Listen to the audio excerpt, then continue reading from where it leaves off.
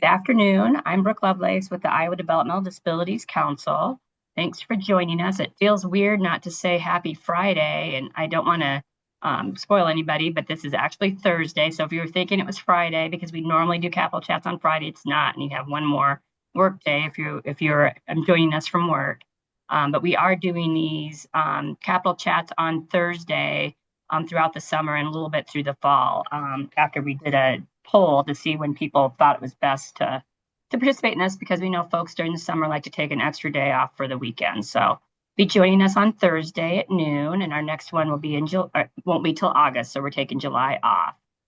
And we'll go over those dates here, I think, towards the end. But we do have a special guest today, and we do have you for a full hour. So we're going to get started here in just a minute. I do want to just point out some housekeeping things. That we should have an interpreter that's pinned for you there.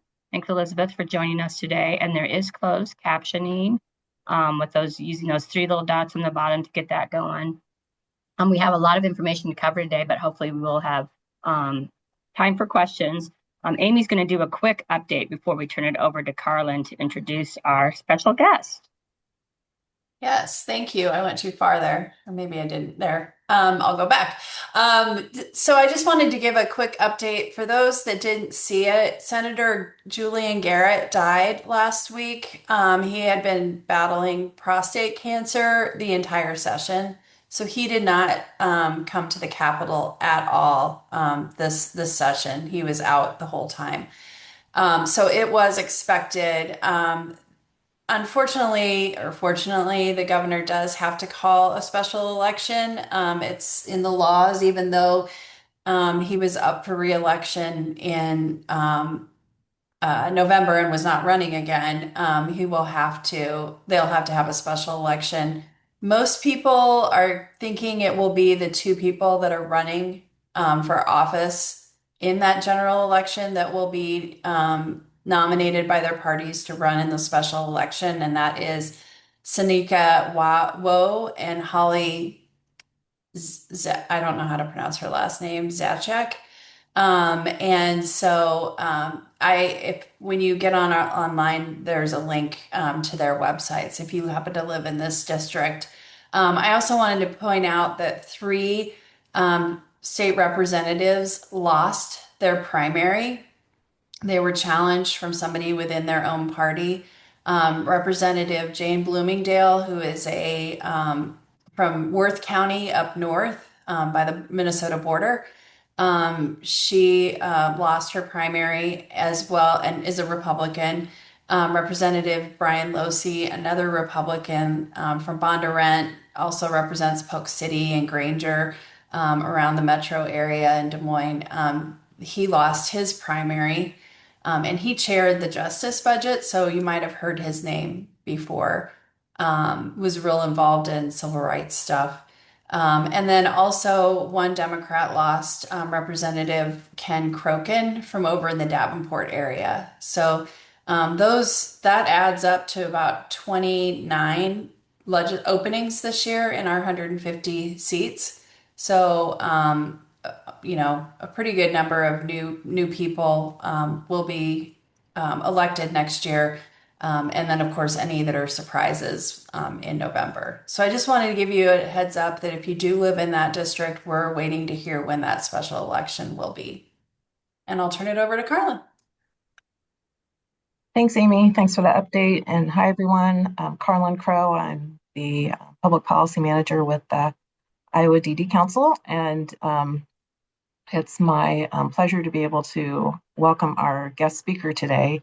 As you know, or may or may not know, during the summer, we focus our Capitol chats on the other Capitol, the one that's in Washington, D.C., and we talk about what's going on in federal policy and other things at the federal level. And I can just remember, like, a couple of years ago, we were like, what are we going to talk about? Like, there was not much to talk about. And now we have so much to talk about that there's no way we're going to probably get through even maybe this list today.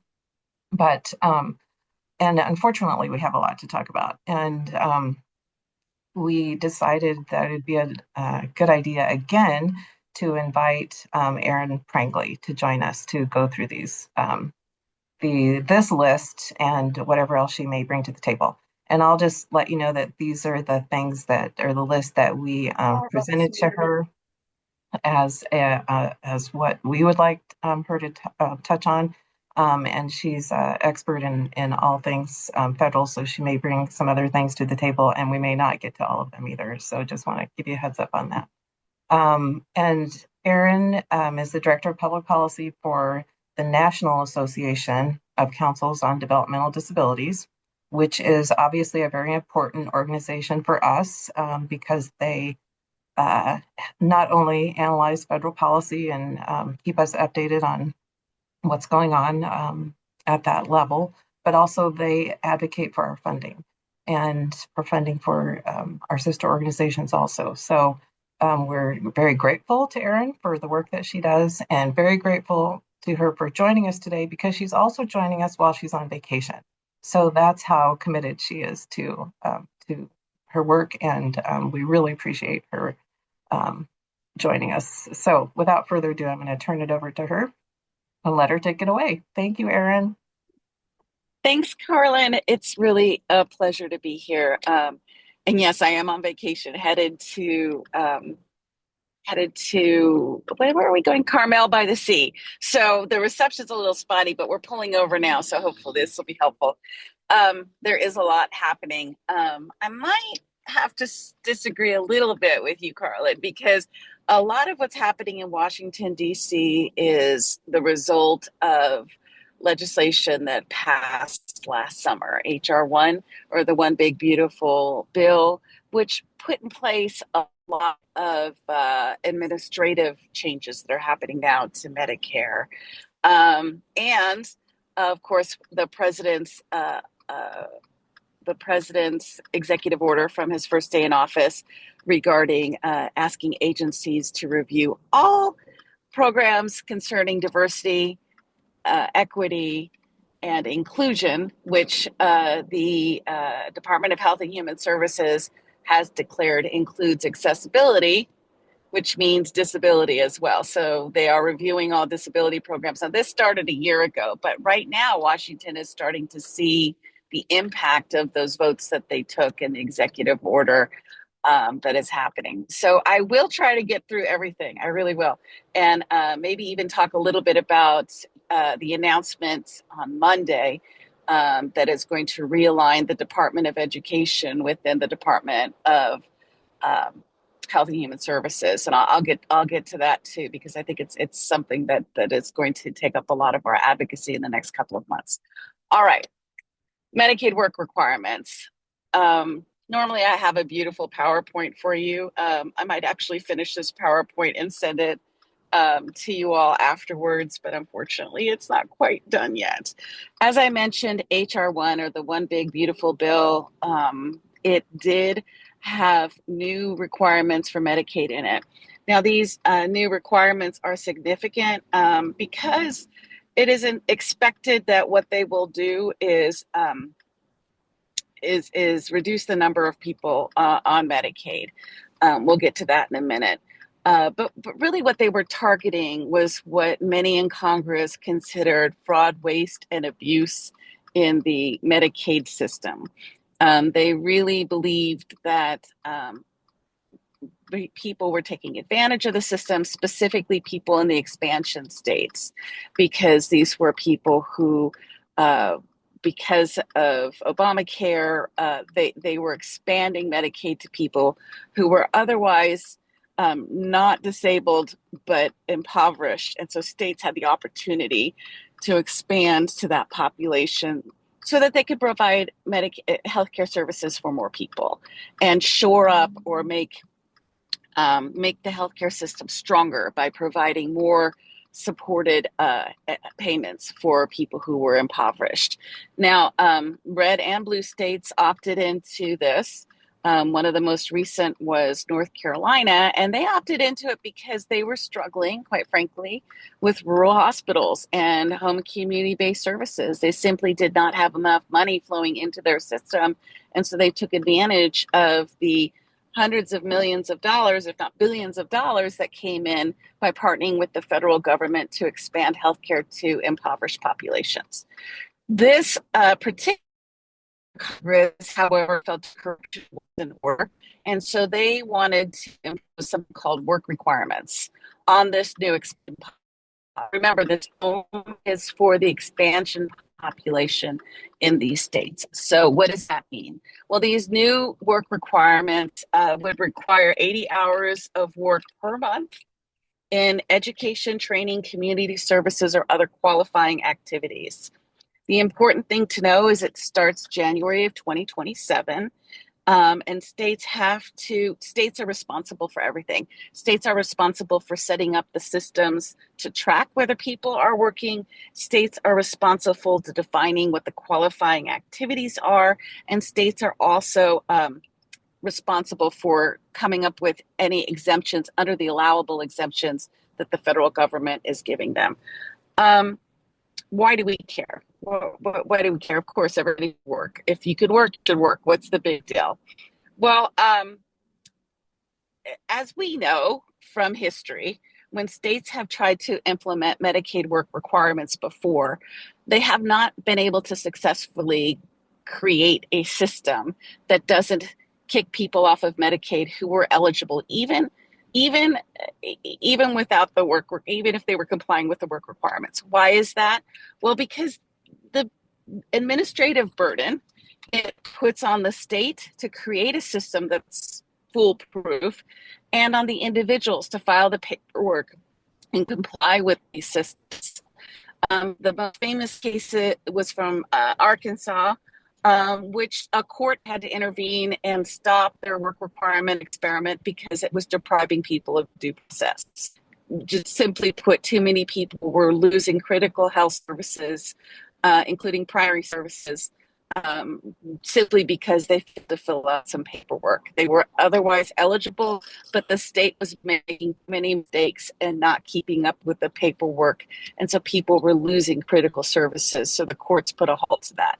So it's important to note that people are concerned because no state has been able to implement requirements successfully, although several have tried. And so you're going to ask me, Erin, so why did Congress do this? Didn't you tell them not to do this? Didn't you tell them that the states don't have enough money to do this and to set a system up? Well, yes, I did. Well, a very senior senator staffer told me, well, Erin, we won't know how to do it until somebody does it. I said, what? And he said, well, the states will figure out it. We'll just have to wait to start with. So to me, it was probably the worst way of making policy I've ever seen in my 30 years of advocating. But it also deprived Iowa and your state and governors and state Medicaid directors from the ability to get before Congress and say, hey, what do you mean we're going to have to set up a system to monitor all of the people in Medicaid and whether they're meeting this rule? How can we make sure that we don't, make sure that people get the proper paperwork, that there are no notices that are missed, that the exemptions are verified correctly? How do we do all this? And why are you making us do it within a year? So it's bad policy. It was implemented, and now we're dealing with the consequences. And Iowa has already started dealing with the consequences of that. Well, let me just say, we were all waiting for CMS, which is the Centers for Medicaid and Medicare Services, to come up with guidance to tell the states how to implement these work requirements in a way that would protect people from being eliminated from Medicaid unnecessarily or unlawfully. And on June 1st of this year, they finally released the guidance. So states have something that they can start building these systems on. And frankly, the guidance wasn't very helpful.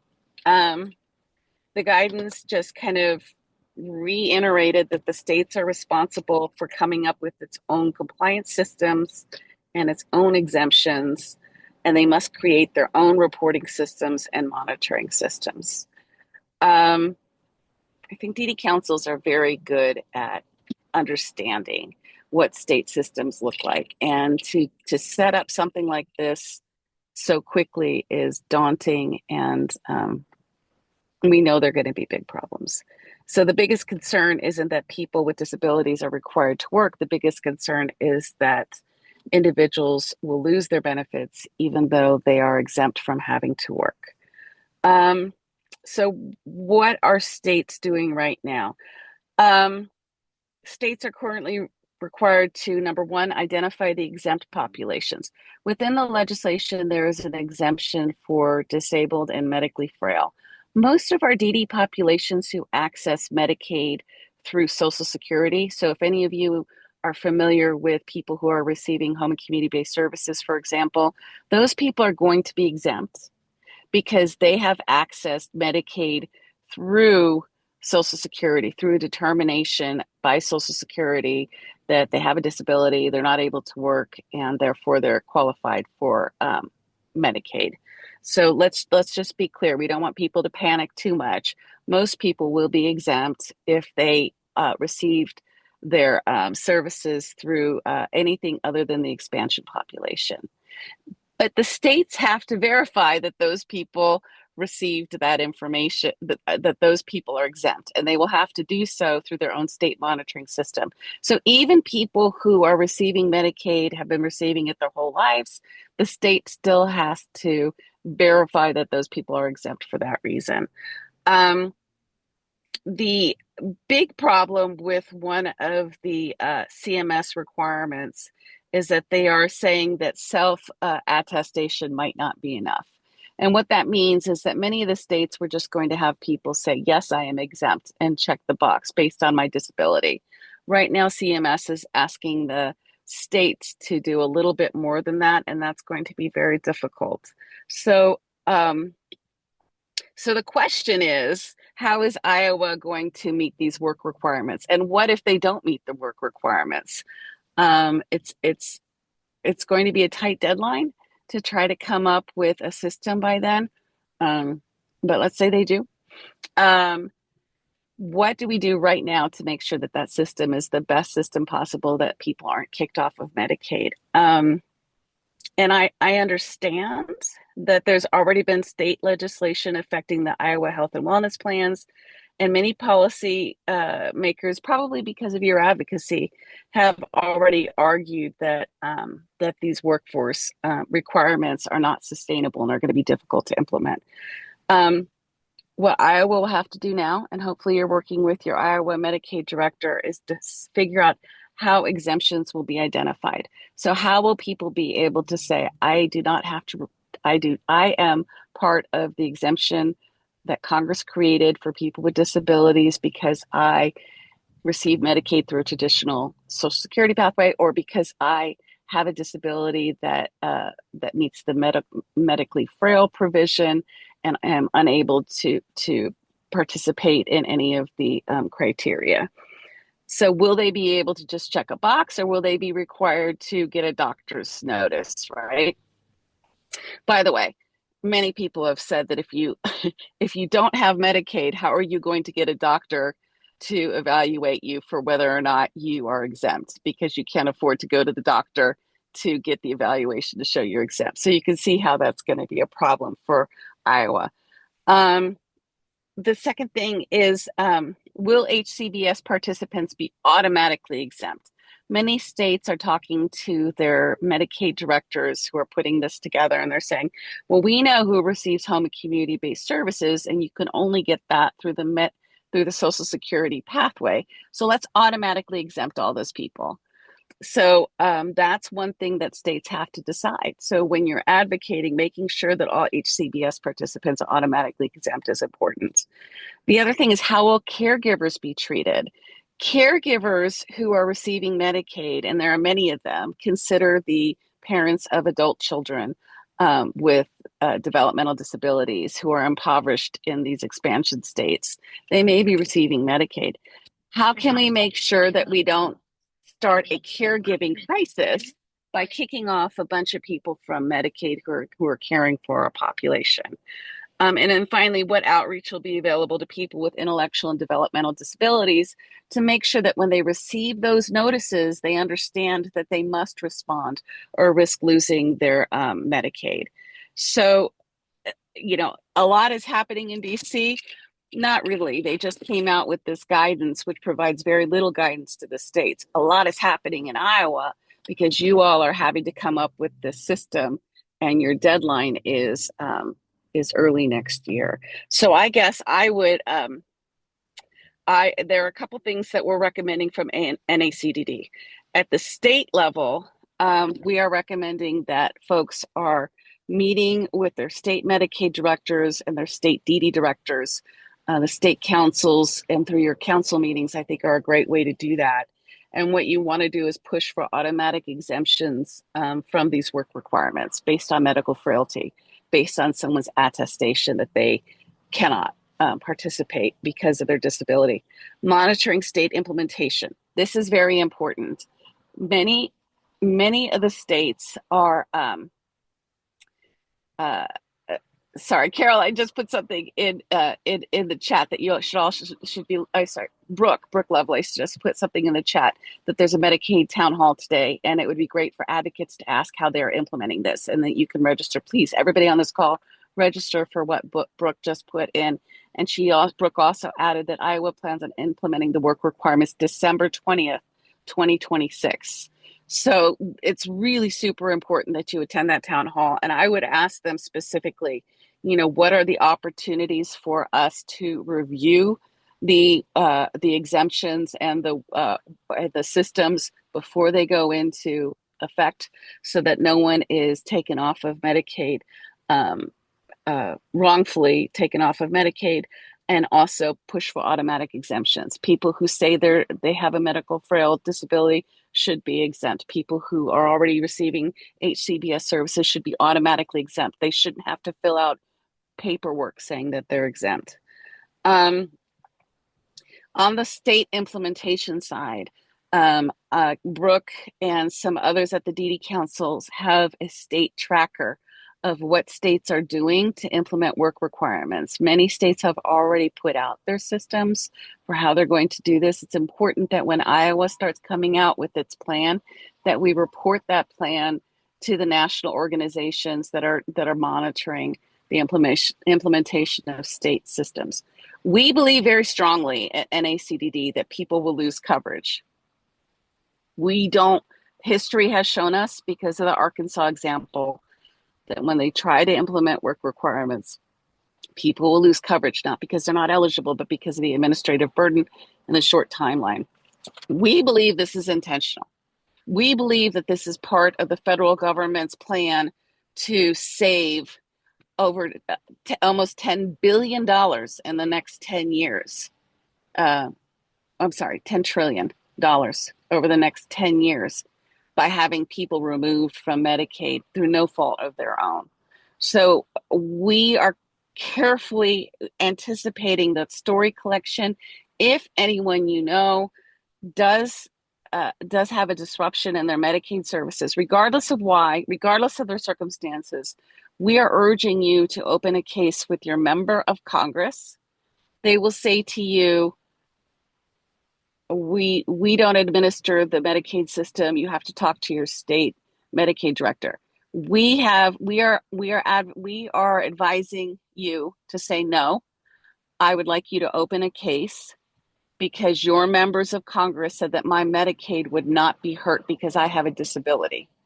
And now I have a disability and I am now not receiving my services because of what you passed last summer, because of work requirements.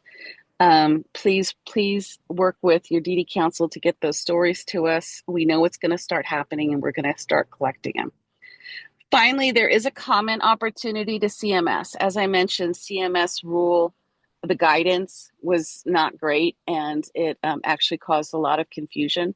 So many state Medicaid directors are submitting comments to CMS asking for additional clarification on who would qualify as medically frail. NACDD will be submitting comments to CMS saying that the timeline for implementation is unrealistic and will cause irreparable harm on people because they will lose access to services. But there is a comment period, July 31st, 2026. I would like to pause, Carlin, if it's okay, and see if there are any questions from people That's about all I was going to say on Medicaid work requirements, but I do want to make sure that I didn't confuse anyone, or if anyone needs me to use plain language or go back, I'm happy to do so.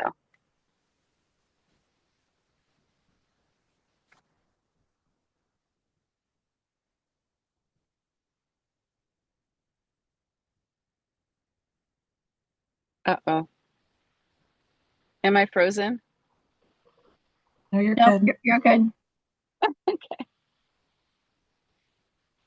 Please don't be overwhelmed by this. If I could say one thing, I would say, again, most of our IDD population should be exempt because you receive services through your disability. But meeting with your Medicaid state director and your DD director would be critical. And I would strongly advise that your DD council, try to get them to come to a regularly scheduled council meeting. But as Brooke said, getting on that call today is also very important to make sure that people who are currently receiving HCBS services are automatically exempt and don't have to fill out any forms or anything that would make them lose those services through no fault of their own. Everything else is gravy. So that I think is really important. And also start collecting stories. So why do I want you to report it to your member of Congress? Again, don't you push back at them when they say this isn't our problem, this is your problem, and I'll help you get someone to help you fill out the paperwork. You push back and you say, thanks for helping me, but I want a case opened. And the reason is I need to go back to Congress and I need to say, Congressman, remember when you told me that people with disabilities would not be hurt because you passed this work requirement thing? I need you to talk to your district office and ask them how many people have lost services because of this work requirement thing. And then I now need you to ask them how many of those people have disabilities, because we believe that number is going to be quite high. But we need to establish that data. Okay, I will move on just in the interest of time. Medicaid fraud and program activity. Oh boy. Okay. This is one of those kitchen table discussions that I have to explain to my friends all the time. It seems that everybody knows somebody who's committing Medicaid fraud. I'm like, oh, really? Oh, yeah, I know someone who's, he can totally work, but he's getting disability. And I saw him fixing his roof yesterday. I had this conversation with someone. I'm like, oh, you saw him fixing his roof yesterday? She's like, oh, yeah, he totally shouldn't be getting disability. I said, well, first of all, you don't know what his disability is. So there's that. Secondly, what kind of fraud are we talking about? Are we talking about individuals committing fraud? Are we talking about providers who are billing for things and not delivering services? I will say that we lost that argument because even though, most of the fraud that we're talking about here is committed by providers, a lot of them in nursing homes, a lot of them through hospice and other things, it is the individual who is being demonized. People who really need care are going to lose care because people lack empathy and they look at someone and they say, oh, you're not disabled, therefore you're committing Medicaid fraud. Let's allow for the fact that there probably are pretty bad people who are committing Medicaid fraud. And guess what? Those are bad people. I don't even know why you're hanging out with them anyway. But the second thing is we have plenty of investigations and we can show that the state of Iowa, all the states have done an exemplary job of tracking those down, investigating and tracking those cases down. And it's really the individuals who get popped more than the providers. But that's where we're at. So we want to blame people, individuals, and we want to fix that problem by saying the entire system's messed up, so we're not going to give the state any money for Medicaid until they fix their system where there's 0% fraud. We know that that's not going to happen. So instead, the federal government has gone about targeting individual states and asking them to provide more information on how they are protecting against fraud, waste, and abuse. And every single state that has been asked to provide information has provided information. But they are continuing to take dollars away from states through different funding streams. So your state of Iowa, although you're not currently on the hit list, it's very possible that CMS and that the administration may be looking in general at your Medicaid system to make sure that you're doing all you can to protect against fraud, waste, and abuse. Now, for those of us who are old enough, which is only 5 years old at this point, we know Iowa has already implemented several systems, including electronic visitor verification, to make sure that Medicaid providers are actually providing the services that they're supposed to be providing. But states will lose federal dollars because of this Medicaid work requirement thing. And like I mentioned, $10 trillion over the next 10 years in state funding. And because of this, provider payments are going to be harder to sustain. And we are concerned that providers, they're going to do what they have to do to try to stay in business, and they're going to face additional budget pressure. It's very likely that when the federal government pulls back in its support of Medicaid, state systems and state budgets will try to take on that burden, because the need for services doesn't go away, but the federal funding does. So what happens when the states have to absorb additional costs? Iowa, I just checked this online, so you can tell me if I'm wrong, but your state legislature has already taken a whack at Medicaid in the state budget. And recent state actions included increasing taxes on Medicaid managed care organizations, using the general fund dollars to offset Medicaid shortfalls. And the state, Axios reported that the state projected about a $91 million Medicaid shortfall just this year and $168 million in the next year because of these changes to federal funding.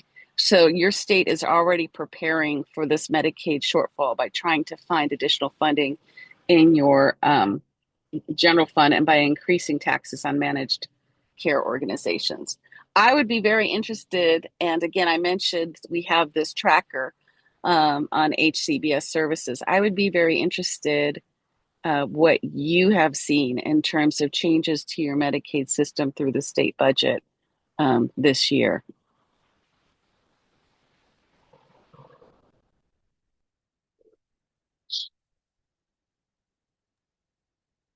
But we could go to that later. But we will be seeing changes to the way that the state pays for Medicaid, and it looks like in your state they're going to be working with the managed care organizations and trying to tax them more and trying to get them to provide more funding for providers, and we'll see how that goes. Other states have different strategies, but that's what we're hearing that Iowa is doing, is working with your MCO. Does anybody have any question about the fraud, waste, and abuse issue that's happening right now?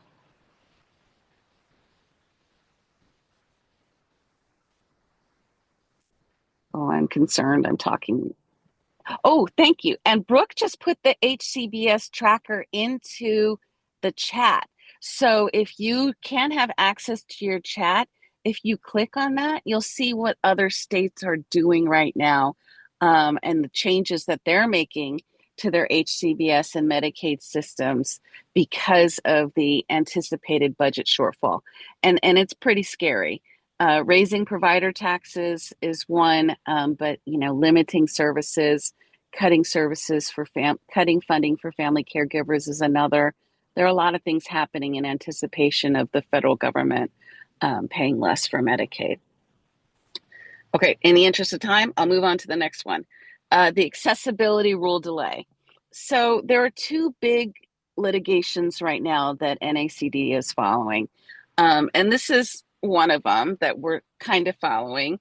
So in 2024, we were very excited, and NACDD and I think Iowa, a lot of the DD councils had been working for years to make sure that there was a regulation that required state and local governments to make websites and mobile apps accessible to everyone, including those who are blind, people with developmental disabilities, communication issues, and other types of issues.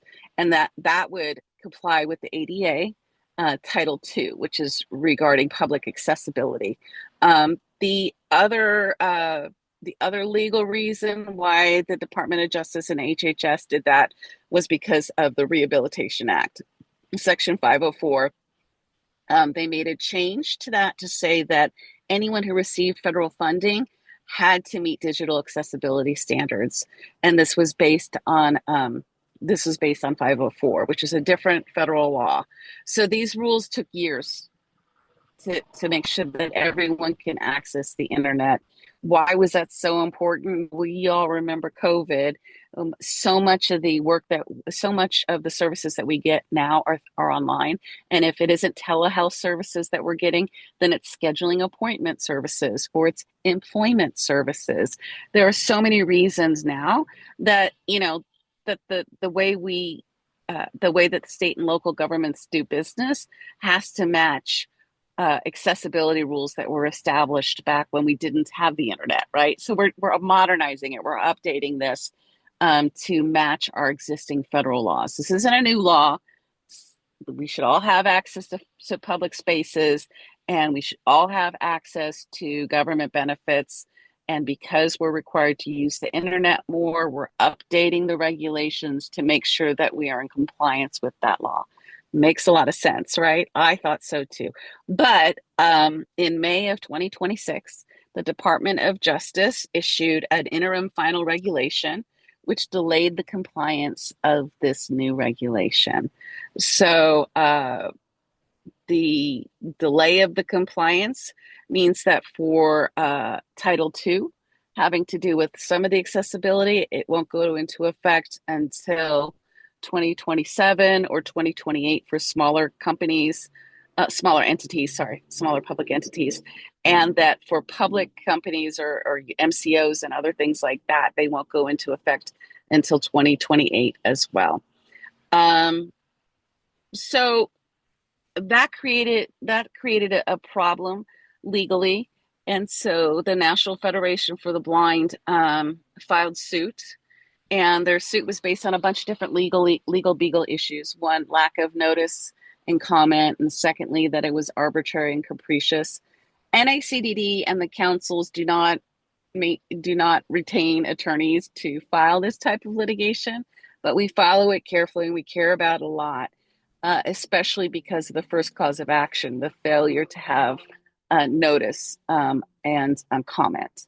So these rules should have gone into effect, and the fact that the administration came in without going back to the public and expressing why they felt that these rules should be delayed, they just delayed them. That's problematic. But also it's problematic because we see, we see this impacting our community, and we need to do something about it.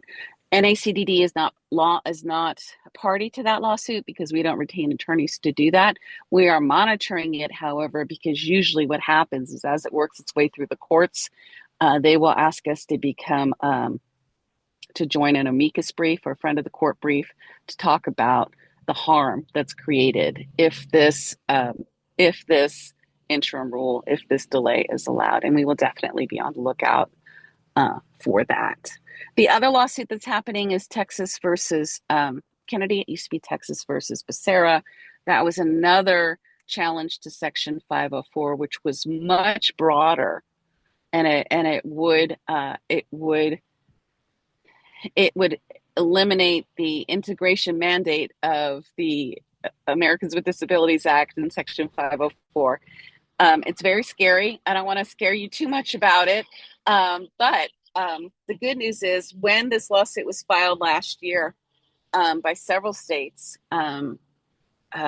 mostly actually all of them kind of, red Republican conservative leaning states challenged the constitutionality of this part of the Rehabilitation Act. The advocates got involved, and originally there were 17 states that challenged the constitutionality of the civil rights statute. Because of your advocacy, only 7 states remain. The attorney generals for 10 of those states have changed their mind because their advocates have come to them and said, this is this is an important statutory right. You can't take this away from us. And they convinced them to drop the lawsuit. I've never seen that type of advocacy before, but I know many councils were part of it. The states that remain in the lawsuit, Iowa is not one of them. Alaska, Texas, Florida, Missouri, and let's see, who is that? Montana. So we're hoping that those states um, drop the lawsuit. NACDD has become a amicus brief. We have joined an amicus brief to say that obviously if Section 504 was ruled unlawful, that would cause irreparable harm to our community, especially those rules that they're asking to be unlawful. Okay. Does anybody have any question about the NFB lawsuit or Texas versus Kennedy? I'm going to go quickly through budget reconciliation. So, Congress doesn't really follow its own timelines anymore. Every year, they're supposed to have an appropriation or the amount of money that we're supposed to spend on certain programs by October 1st. Well, for the fiscal year of 2026, we still didn't have funding for the Department of Homeland Security completely until I think last week or the week before. But now that all the agencies have been somewhat funded, through something called budget reconciliation, this particular Congress is looking to reopen the 2026 fiscal year budget again and try to make some changes to Medicaid again. Right now, it's only rumors. I haven't seen any text.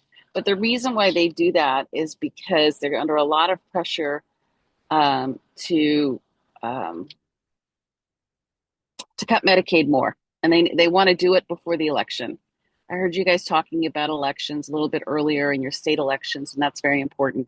Some people have projected that the national elections may see a turnover from Republican to Democratic control of certain houses. So right now there's a real push by people who feel strongly about fraud, waste, and abuse in Medicaid to use the budget reconciliation process to put further restrictions on Medicaid before they lose the majority. I don't think it's going to happen. That's Erin's crystal ball, which has a few cracks in it, but I just think that's not going to happen. I think the timeline is way too short. But the uncertainty around federal funding is happening now, and I think that will happen. For example, the DD Council funding. We still are in the appropriations for next year. And guess what? We won't, we just had a hearing 2 weeks ago, and we're looking pretty good. But all the rumors are that we will not have funding by October 1st, and that once again, the DD councils will be under something called a continuing resolution until the next Congress comes in. And then when the next Congress comes in, they'll get to decide how much funding the DD councils get. It's not just the DD councils, it's all the programs funded by the federal government. The other federal funding uncertainty right now is that there was a regulation that was released from the Office of Management and Budget about 3 weeks ago that said that the federal government could not support any further grants that had to do with diversity, equity, or inclusion. So many of the state agencies are starting to review grants to see whether or not they can continue to fund them if they are participating in any diversity, equity, and inclusion functions. This is very concerning because the Office of Management and Budget has determined that disability is included in that definition. So we are working on comments to the Office of Management and Budget to say that the DD Act grants, for example, should not be included in the DEI statements, should not be defunded, and that all the work that we do with our subgrantees, for example, APSE, which is the Employment First group, that they are also not subject to the president's anti-DEI initiatives. So the funding issues in Congress remain very uncertain, and we are very concerned about this most recent regulation saying that the federal government should not be funding disability inclusion work. That's when I get back from vacation next week. That's all I'm going to be working on. Does anybody have any questions about federal budget or federal funding pressures right now? Listen, if I were you, I would focus on your state advocacy and your HCBS work right now. I do think that if the federal government does do something as ridiculous and unimaginable as trying to defund disability services, it would be subject to immediate review, judicial review. And because the DD Act statute is so clear that our job is it uses the word inclusion in our statute. I don't think that this administration could take money back from us because Congress is clear intent. But many of our friends who do not have a statute attached to them, we are very concerned about, and we, especially if they receive federal grant funding, and we will be working on that issue. But if I were you, I would focus on your state and your HCBS and your Medicaid work requirements. And I will follow up with you later on this newest thread. So what do I have left? I have left, what do I have left? Budget reconciliation. Erin, can you talk a little bit about the movement of the special education to HHS and civil rights? That's what I have next. Okay. So when the president was elected, one of his big promises was that he was going to re-envision the way that our agencies handled education, that education belonged in the states. And I agree with him. Education is not in the Constitution, so it is not a federal law. Education is something that is left up to the states because all of our states are different. We're all going to have different approaches to how we handle education. Where I disagree with the president and the administration is that there's no role for the federal government in education. Because in fact, when the Department of Education was created, which was back in the 70s, I think somebody can check me on that, but it was a while ago. When it was created for a specific purpose. The creation was because states were not providing equal opportunities to their students. Their systems were set up so that not all children were receiving the same education. And it was based on, where they lived, redlining, which means, certain populations were, racially, segregated, and other things. And that was leading to some real disparities in education outcomes. So what the federal government said was that's a civil rights issue. If you look at the numbers and you see people with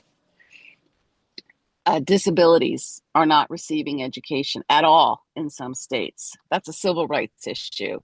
So we're going to create this oversight and we're going to create a statute that provides funding called Title I funding to states. And in order to get that funding for low-income schools primarily, in order to get that funding, your state has to agree to follow all of our civil rights laws regarding non-discrimination in education. So in addition to the Civil Rights Act of 1969 and then Title IX that came a little bit later, 1960, Civil Rights Act of 1960 something, not 963, and Title IX, you're going to have to follow all of our other civil rights that we determine people, and which would later come to include Individuals with Disability and Education Act. So the states don't have to follow civil rights, right? They don't have to, but they do if they take education money. And the education money that most states take is about 10% of their education budget. Some states take a little bit more based on their population and poverty formulas. But it's a big chunk of money. So all the states want to take that Title I funding, but not a lot of the states like the whole civil rights-y things attached to it. Things like the Individuals with Disabilities Act, which requires the free and appropriate public education regardless of someone's disability, right? A lot of states struggle with that because you'll see segregated classrooms, you'll see seclusion and restraint, you'll see all sorts of things that don't comply with the Civil Rights Act, which is IDEA. And so states don't like that. They don't want to have to follow that kind of stuff. So the administration agrees that the federal government needs to give more authority to the states and needs to stop having such a heavy hand in its enforcement of these civil rights. That the department itself has gotten too big, too out of control, is exerting too much influence, and they need to make it smaller and give more authority back to the states. So the Secretary of Education proposed getting rid of the Department of Education completely and entering into contracts with other departments to take over specific education issues. So originally they were looking at the Department of Labor, the Department of Education, and the Department of Justice as places where the Department of Education would no longer enforce, for example, IDEA. They would turn that over to the Department of Justice. Well, they turned a lot of things over through these subcontracts, and the information that was shared earlier this week is that the disability programs would go to the Department of Health and Human Services. What does that mean? So what, Erin? They just sent it to another department. That's not a big deal, right? Well, Congress, first of all, has a say in where the money goes. And so there's a legal argument here that the administration could not take the entire Office of Special Education Programs and move it to a different department without consultation with Congress. So that's a legal question. Why is that important? Because Congress has a much broader view of the role of the federal government in education than any one administration, any one president, right? Because the one president's there for 8 years. Congress represents all of us. They see the long term. They have hearings. They're deliberative about these things. It's not like on a whim. So there are many that are concerned that this particular move does a couple things. Number one, it devalues the role of education in federal policy. So education has not always been as accessible as it is now. And many people think the reason why is because there has been strong enforcement of IDEA, because we've built a special group of lawyers at the Department of Education, a special group of trainers at the Department of Education that go out to the states and provide training on what free and appropriate public education looks like.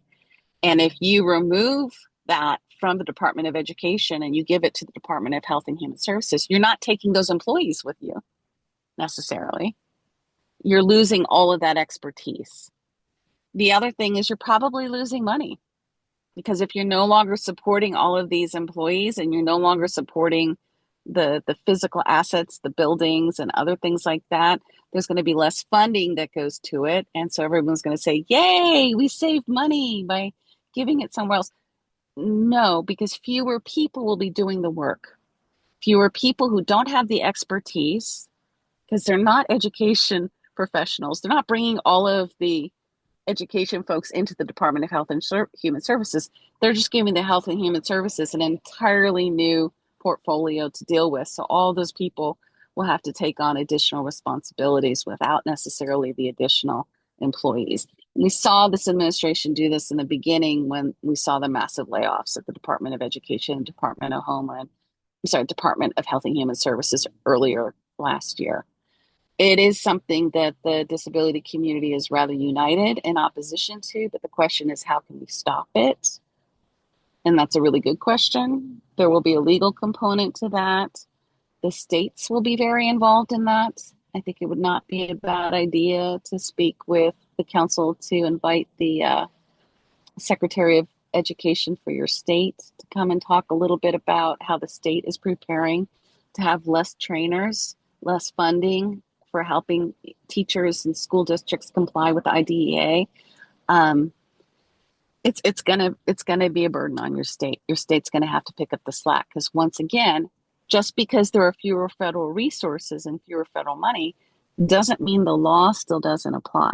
So you won't have the same sort of support for your school districts and services that you have now that you had before. And the state is going to have to make some budget decisions as to whether or not they want to provide that additional training and support for their local school districts and teachers. Universally, no one in the disability community thinks this is a good thing. We think it's a really bad thing, and we think that there will be more violations of students' rights. There will be more segregation in classrooms. There will be more seclusion and restraint because we won't have that oversight that we currently have with the strong Department of Education who, all the decades I've been alive, has been moving towards, a robust system of enforcement so that children with disabilities have a free and appropriate public education. Wow, I talked a lot, but happy to answer any questions on that, although that is still developing.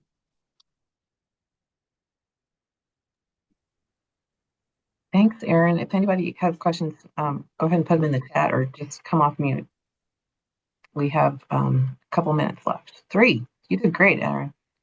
Good timing. Well, I was hoping to hear a little bit more about what's going on in Iowa because I know you guys are working so hard. If anybody has any updates for me, that'd be fantastic. Well, you mentioned the HMO tax earlier, and that was it's a short-term big tax that's going to reduce back to almost its current level before the law passed in October. So it was it was to fill a hole that was already in the Medicaid budget. So that's not even accounting for upcoming, potential Medicaid shortfall in the budget. So we're already backtracking to try and fill in a hole by doing these extra HMO taxes. And so, more to come on that, but the state has been pretty quiet about how they're going to address the Medicaid shortfall. And I know that has come up in other states, which, we hear stories of other states who are already preparing by announcing publicly they're going to be cutting services. And we haven't heard anything like that yet. Well, one of the things, and I'm not going to pick a side, but one of the benefits to having managed care organizations in your state handling your Medicaid is that it is all done through a contract. So when these funding issues happen, you can look to fix those issues through your contract. Or when eligibility things happen, you can look to your managed care company and say, do you really want this to happen? Or should we figure out a way, to make sure that, you're not losing, that people aren't losing eligibility. So managed care can be an ally in some of this. Now, will they be a willing ally to pay more taxes and be happy about it? No. But the fact that your state was able to get that through, considering the political strength of managed care, I think indicates to me that managed care knows that they're going to have to carry some of this burden. Otherwise, they're going to lose all their clients. I mean, what's going to happen to providers if Medicaid no longer pays for them? They're gone, right? So what's going to happen to their business model? Something's got to give. And the pressure that states are putting on their MCOs through their contracting is an interesting way to approach this. Now, the capitalist in me says, I'm the anti-capitalist in me. I don't necessarily think the marketplace is going to be able to solve this issue. I think that healthcare is more of a civil rights issue than a marketplace issue. And I think that, we're trying to come to a solution through contracts and working with managed care to fill short gaps and is going to have problems. I think ultimately we need to kind of think more clearly about the underlying statutes and the social safety net of Medicaid and why it was created and shore up that system before we look to MCOs to try to come and save us. I don't agree that strategy is going to work, but it could be a short-term solution until democracy catches up. Well, and with that, we probably should let you get back to your vacation.